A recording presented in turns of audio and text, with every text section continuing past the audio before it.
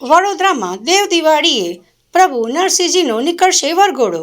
વર્ષો જૂની પરંપરા મુજબ દેવ દિવાળીએ પ્રભુ નરસિંહજીનો વરઘોડો નીકળશે। ઐતિહાસિક 228મો નરસિંહજીનો વરઘોડો નીકળવાનો છે। વડોદરાની નરસિંહ પૌળમાં શાલિગ્રામ સ્વરૂપે પ્રભુ નરસિંહજી બિરાજમાન છે। પ્રભુ નરસિંહજીને તિલક કરવા માનવ મહેરામણ ઉમટી પડ્યું। પ્રભુ નરસિંહજીનો લગ્ન વરઘોડો સાંજે 5 કલાકે નીકળશે। પ્રભુ નરસિંહજીના તુલસી સાથે વિવાહ થશે।